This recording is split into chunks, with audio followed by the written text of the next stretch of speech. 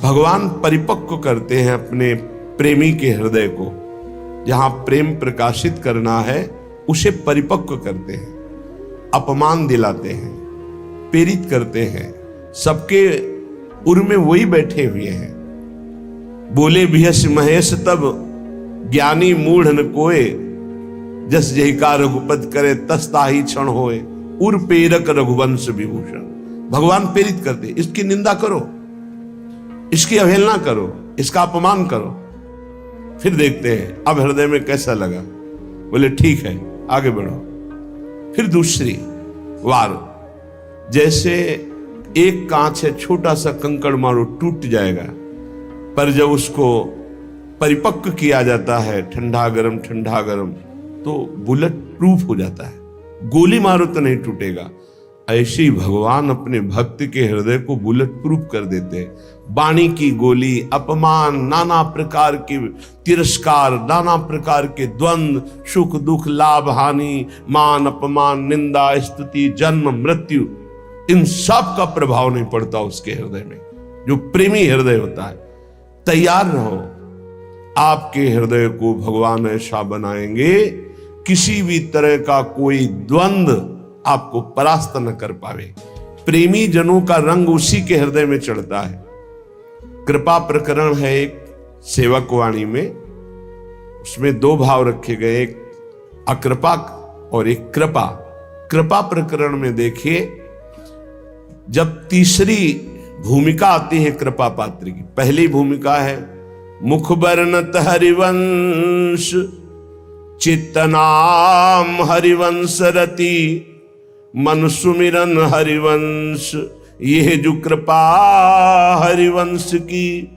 मुख से प्रियालाल के जस का गान, नाम कीर्तन, नाम जपना, और चित्त से आचार्य और आराध्य देव के चरणों में अखंड रति हो जाना, और मन से बार बार उनकी सेवा, उनका सुमिरन, ये सेवा के लिए ही संकल्प उठना, ये पहली कृपा है।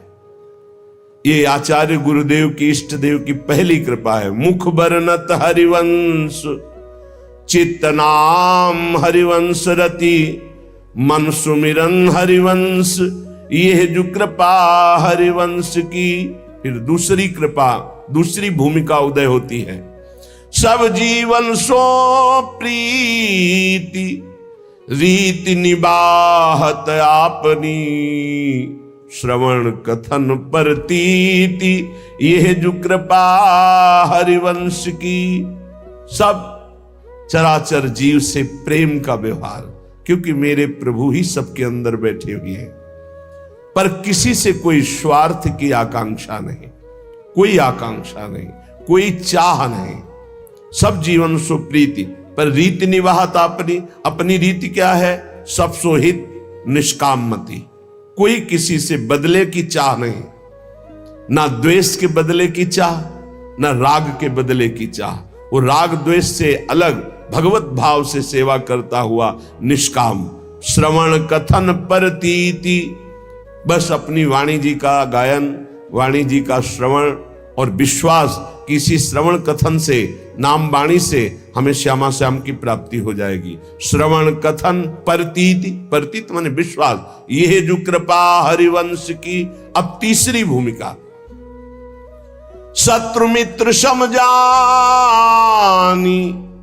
मानि मान अपमान सम, दुख सुख लाभ न हानि, यह जो कृपा हरिवंश की। शत्रु और मित्र में समान भाव। क्या भक्त का कोई शत्रु होता है क्या? नहीं, भक्त की तरफ से कोई शत्रुता नहीं होती, पर जो तमोगुणी आंतरिक हृदय वाले होते हैं उनको भक्त का यश चुभता है। उनको भक्त की जो उन्नति है भागवतिक, वो उनको खाए डालती है। अब वो हर प्रकार से सोचेंगे इसका कैसे पतन करूं, इसका अपयश हो जाए, इसका नाश हो जाए, तो वो शत्रुता का भाव करे। पर आपके हृदय में फर्क नहीं पड़ना चाहिए। ये तीसरी भूमिका हमारे प्रेम रस प्राप्ति की। शत्रु मित्र समझानी, जैसे बड़ाई करने वाला, सम्मान करने वाला, ठीक वैसा ही आपको दिखाई देना चाहिए निंदा करने वाला, अपमान करने वाला। वैसे तो निंदा करने वाला ज्यादा पूज्य है। क्यों? क्योंकि वो हमारे अशुभों का नाश कर रहा है। निंदा करके, अपमान करके हमारे अशुभों का नाश कर रहा है। वो हमारे जो प्रारब्ध भोग हैं उनको काट रहा है। वो कितना कृपालु है। भगवान उसके अंदर प्रेरणा दे करके हमें परिपक्व कर रहे हैं। इसलिए निंदा करने वाला, अपमान करने वाला, तिरस्कार करने वाला हमारे हृदय में पूज्य भाव होना चाहिए। ये प्रेम प्राप्ति के लिए बहुत जरूरी है। शत्रु मित्र होगा। बड़े बड़े महापुरुषों के जीवन में बड़े बड़े विरोध हुए हैं। अगर विरोध ना हो तो भक्ति में रंग नहीं। जब विरोध आवे तो नाच पड़ो कि भक्ति रंग ला रही है। भगवान विरोध पैदा करवाते हैं। क्यों करवाते हैं? क्योंकि आप उस भूमिका से ऊपर उठे जिससे कोई भी विरोध आपका स्पर्श न कर पावे और आपकी भक्ति अबाध और अखंड बनी रहे। तो शत्रु मित्र सम जानी, मान मान अपमान सम। अपमान और मान दोनों को सम मान करके सो। अगर कोई सम्मान कर रहा है तो उसकी मति, अपमान कर रहा है तो उसकी मति। सम्मान और अपमान में दोनों में समान स्थिति होनी चाहिए। शत्रु मित्र सम जानि, मान मान अपमान सम। दुख सुख लाभ न हानि। ना कोई दुख, ना कोई सुख, ना कोई लाभ, ना कोई हानि। हर समय अपने प्रिया प्रीतम के चिंतन में इतना चित्त जोड़े है कि दुख सुख का, लाभ हानि का कोई प्रभाव ही नहीं पड़ रहा। ये तीसरी भूमिका। चौथी भूमिका अब जो है तैयारी हो गई प्रेम रंग रंगने की। तो भगवान ने ऐसा रंग भेजा, ऐसा रंग रंगने वाला मिला दिया जिससे प्रेम रंग से हृदय रंग जाए। बोले नितैक धर्मिन संग। नित्य उसको प्रेमी जनों का संग मिल गया। बड़ा कठिन है, सही संग मिल जाना बड़ा कठिन है। भगवान की कृपा से मिलता है। नहीं तो मिलावट ऐसी प्रपंच की बनी रहती है कि चित्त निर्विकार होकर प्रभु में लगने के लिए अगर तैयारी भी करे तो भी फिसल कर प्रपंच में फंस जाए। नित एक धर्मिन संग। बहुत संग मिले वो संग नहीं। इष्ट मिले और मन मिले, मिले भजन रस रीति। तहां निशंक है मिलिए, तासों कीजे प्रीति। जहां अपना इष्ट मिले, जहां भजन की रस रीति मिले, जहां अपना मन मिले, ऐसा सत्संग मिल जाए तो बहुत जल्दी प्रेम रंग की प्राप्ति होती है। नित एक धर्मिन संग। जब श्री प्रियालाल के प्रेमी जनों का संग मिला तो नित्य नवीन प्रेम का प्रादुर्भाव होने लगा। नित्य एक धर्मिन संग तो रंग बढ़त नित नित सरस। फिर नित नित प्रेम अभंग। ये जो कृपा हरिवंश की। जहां ये चौथी भूमिका आई तो पांचवी भूमिका में लीला दर्शन होने लगता है।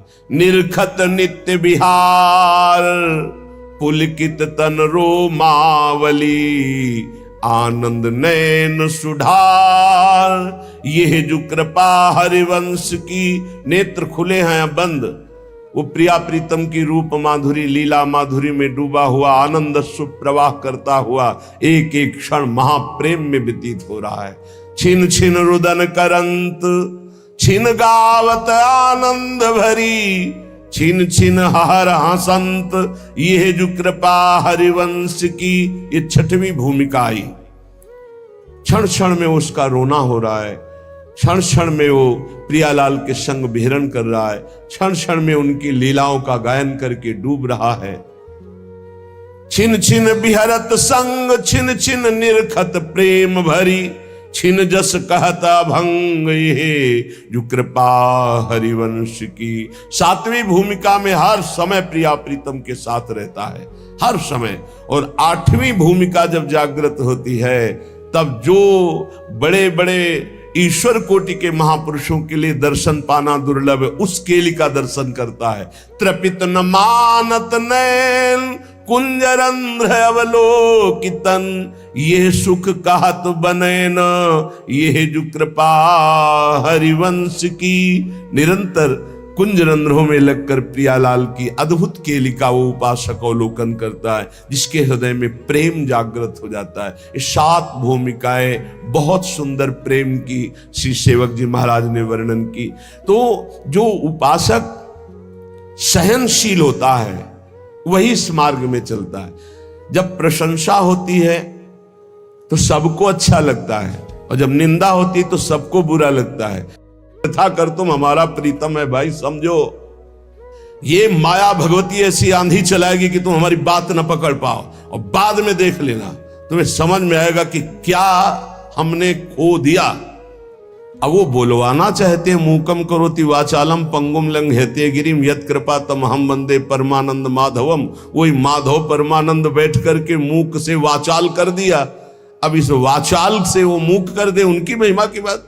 अगर उनका है कि दहाड़ो तो अंतिम श्वास तक ऐसे दहाड़ते रहेंगे। भगवान की कृपा से जो दिव्यता आती है वो मानुषिक नहीं होती, उनमें मानुषिक नहीं होती। जब मीरा जी को जहर पिलाया गया तो बोले ऐसा कैसे हो सकता है कि इतने हलाहल जहर से बच जाए। उसको संशय हो गया कि ये वैद्य मिल चुका है मीरा जी से, और इसने बनावटी ऐसे जहर बनाया जिससे मीरा मरी नहीं। बुलाओ उस वैद्य को। वैद्य को बुलाया, उसी कटोरे का एक बूंद जे भी चखाया गया, छटपटा के मर गया। मीरा जी की प्रार्थना से पुनः वो जीवित हो गए। कर तुम मकर तुम, भगवान की एक अपार सामर्थ्य है। ये पक्का समझिए, भक्त का यश तभी फैलता है जब जैसे झंडा फहराता है ना, तो डंडे पे फहराता है। जितना मजबूत डंडा होगा और लंबा होगा उतना ही झंडा फहराएगा। ये विरोध भाव, ये निंदा, ये तिरस्कार, ये वो डंडा है जिस पे भक्त का झंडा फहराता है। अरे जमाने जोर लगा ले, कितना जोर लगाएगा, भक्त और भगवान का झंडा कभी न झुकने पाएगा। जब भगवान प्रताप प्रकट करते हैं, कौन दो सिर वाला ऐसा पैदा है जो उसका बाल बांका भी कर सके। इसलिए प्रेम मार्ग में चलने पर ना तो भय होनी चाहिए और ना भोग दैन्यता। प्रेम पवित्र होता है, इसमें छल नहीं, कपट नहीं, बेईमानी नहीं, स्वार्थ नहीं। छल कपट बेईमानी जहां बुद्धि में है, जो चश्मा लगा छल कपट बेईमानी का, तो सब जगह लगता है छल कपट का ही राज्य है। हम जैसा चश्मा लगाते हमको वैसे ही दिखाई देने लगता है। लेकिन ये भगवत प्रेम मार्ग है। इस प्रेम मार्ग में अपनी श्रद्धा और विश्वास को श्यामा श्याम के चरणों में और अपने विवेक से संत का संग करना चाहिए।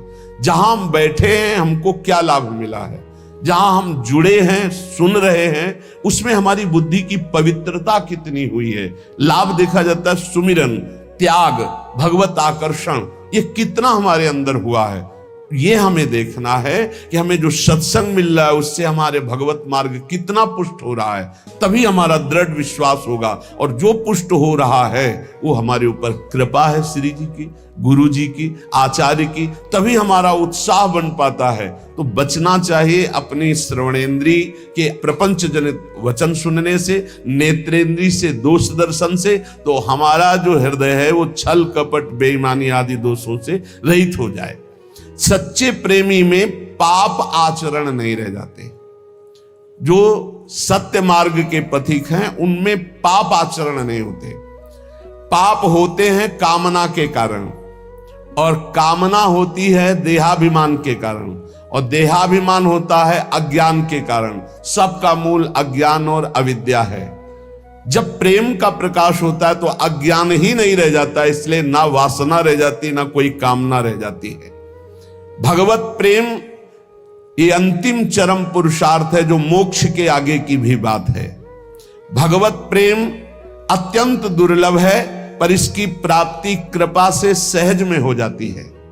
अत्यंत दुर्लभ है पर कृपा से सहज में हो जाती है। यदि कोई अनन्य उत्कंठा रख करके भगवान के जो वचन शास्त्रों में, संत के वचन, उनके आश्रित हो जाए, निर्भर हो जाए, तो ये प्रेम प्रकट हो जाए। हम चाहते हैं कि हमें प्रेम मिल जाए, पर हम विषय भोग नहीं छोड़ेंगे, हम नाना प्रकार की पापाचरण नहीं छोड़ेंगे, तो विषयों में सुख बुद्धि जब तक रहेगी तब तक भगवान में प्रेम नहीं हो सकता। प्रेम के प्रवचन भले हो जाएं, प्रेम की बातें भले हो जाएं, विषयासक्ति और प्रेम ये बिल्कुल विपरीत है। जैसे दिन और रात, विषयासक्ति रात है और प्रेम दिन है। जिन साधकों के हृदय में विषय भोगने की प्रबल लालसा है, और वो उनको त्यागे हुए आगे बढ़ रहे हैं, तो उनका विषय रस के प्रति आकर्षण कम होते होते नष्ट हो जाएगा। लेकिन जो साधक विषय आकर्षण के साथ विषय क्रिया में उतर गए, तो उनका फिर स्वभाव सुधरना बहुत कठिन हो जाएगा। इसलिए लालसा तो है पर भोगूंगा नहीं, क्योंकि भगवत प्राप्ति करनी है, भगवत प्रेम प्राप्ति करनी है। तो इनका विषय भाव जो अंदर से है भोगने का, एक दिन शांत हो जाएगा भजन के बल से। विषयासक्ति प्रेम में बड़ी बाधक वृत्ति है। जो विषय भोग की इच्छा, विषय पदार्थ, ये अभी देखकर हमको जलाते हैं, भोगने की इच्छा होती है और हृदय जलता है। इस जलन को जो सह जाता है उसे तपस्या कहते हैं। वही तपस्वी है। बहुत सुंदर बात है, वही तपस्वी है। देख लेना, इस जलन से अनंत गुना बढ़ करके भगवान आपको शीतलता और आनंद देंगे, क्योंकि आप भगवान के लिए जल रहे हो। भगवान में ममता और आसक्ति हो जाएगी इस जलन को सहने से। सह जाओ, ये जलन सहना पड़ेगा। निंदा की जलन, अपमान की जलन, काम की जलन, क्रोध की जलन, ये सह गए तो भारी तपस्या, इसका परिणाम होगा अनंत गुना बढ़ करके भगवान आपको सुख देंगे। और नहीं सहोगे तो जलते रहोगे। क्रोध आया, गाली दे दिया, वो तुम्हें 4 गाली देगा और जलो। काम आया, भोग लिया और तृष्णा होगी। ऐसे ही जितना तुम विकारात्मक क्रियाओं की तरफ जाओगे, उतने ही भ्रष्ट होते चले जाओगे। सह गए उतने ऊंचे उठते चले जाओगे।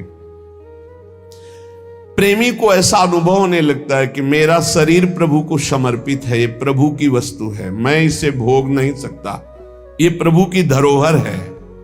मेरा मन प्रभु को समर्पित है, अब जाए जहां जाए प्रभु संभाले। पुत्र, धन, प्रतिष्ठा, घर, परिवार, रुपया, पैसा, सब कुछ प्रभु की प्रदत्त वस्तु है। इसमें मेरा अहंकार क्या, इसमें मेरी ममता क्या। ऐसे भक्त के हृदय में प्रेम का प्रकाश होता है। जिसके हृदय में प्रेम स्फुरित होता है, उसके हृदय की स्थिति सर्वदा आनंद ही आनंद, आनंद ही आनंद, हर समय आनंद। जहां हमारा स्व प्रभु से मिला, सोई आनंद की उत्पत्ति हो गई। अभी स्वाभिमान देह में है, स्वाभिमान प्रियालाल के चरणों में गया, आनंद ही आनंद है। उसी के लिए रोज सत्संग, रोज साधना हो रही। किसी समय प्रियालाल हमारे अहंकार को मिटा दे, स्वीकार कर ले।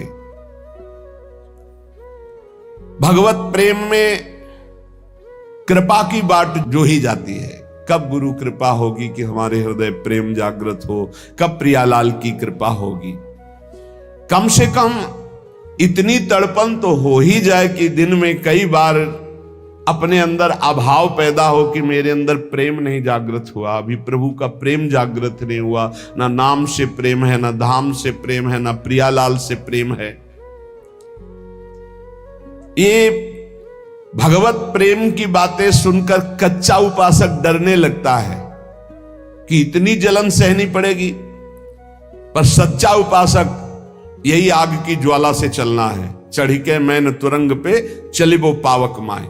अरे मन घबरा जाता है कि अच्छा ये जलना पड़ेगा भगवत मार्ग में, तो जलना तो पड़ेगा। इधर जल लो, थोड़ी दूर जलन है फिर आनंद है, और इधर तो जलन ही जलन है। जलत ज्वालम, ये संसार जलती हुई ज्वाला के समान, काम, क्रोध, लोभ, मोह, मद, मत्सर। प्रेम का मार्ग थोड़ी दूर का ये जलन वाला है। इसे देखकर कायर पुरुष वापस हो जाता है, भोगों में फंस जाता है। परंतु जो इस आग में कूद पड़ता है, उसके लिए आग चंदन से भी शीतल बनकर के महासुख देने वाली बन जाती। केवल डरना नहीं है, ये डराता है कुछ नहीं। ध्यान मत दीजिए, नाम जप कीजिए, लीला गायन कीजिए, सत्संग सुनिए। जो ही आगे बढ़े तो शीतलता ही शीतलता, आनंद ही आनंद। प्रेम, प्रेम में समस्त क्रियाएं केवल प्रभु के निमित्त की जाए, या प्रेमी की समस्त क्रियाएं केवल प्रभु के लिए होती है। देखो, गोपी जन अपने पति की सेवा, घर में सोहनी लगाना, धान कूटना, गाय की सेवा करना, दुग्ध दुहना, दही मथना, पर ये सब कर रही हैं, लेकिन इनका उद्देश्य है श्री कृष्ण प्रसन्नता, और इनके हृदय में हर समय है श्री कृष्ण चिंतन। इन दो भाव से बहुत ऊंची दशा को प्राप्त हो जाती है। क्रियाएं सब सांसारिक है, क्रियाएं सब सांसारिक है, आप विचार करके देख लीजिए, लेकिन चिंतन और क्रियाओं का फल श्री कृष्ण प्रसन्न होंगे, क्योंकि उनका आराधन कर रही है। हर क्रिया में श्री कृष्ण का चिंतन कर रही है, हर क्रिया श्री कृष्ण की प्रसन्नता के लिए कर रहे, श्री कृष्ण के लिए कर रहे, इसी से प्रेम प्राप्त हो जाता है। भगवत प्राप्ति के लिए कोई नए अनुष्ठान की जरूरत नहीं। ये भ्रम पैदा किया जाता है अपने दिमाग में कि कहीं दूर चल के गुफा में या ऐसा तब भगवत प्राप्ति, नहीं, ऐसा नहीं। जो गुफा में है, अगर वो संसार का राग त्यागे नहीं तो उनको भगवत प्राप्ति नहीं होती। अगर घर में है और आप सारी घर की क्रियाएं भगवत अर्पण कर दें और नाम जप कर रहे हैं और प्रभु से अपना संबंध स्वीकार कर लिए हैं, जो हमारा संबंध जन्म जन्मांतरों से है। पहला संबंध तो है ही कि हम भगवान के अंश हैं, दूसरा गुरु प्रदत्त संबंध होता है, सखा या वात्सल्य या गोपी या सहचरी। अपने संबंध को जो मान रहा है, सारी क्रियाएं प्रभु के लिए कर रहा है, हर समय नाम स्मरण कर रहा है, बिल्कुल भगवत प्रेम प्राप्त हो जाएगा, निश्चित भगवत प्राप्ति हो जाएगी। कहने की प्रेम में एक बड़ी दिव्यता है। प्रेम में श्रृंगार है पर राग नहीं है, श्रृंगार है पर राग नहीं है। प्रेम में भोग है पर शरीर संयोग नहीं है।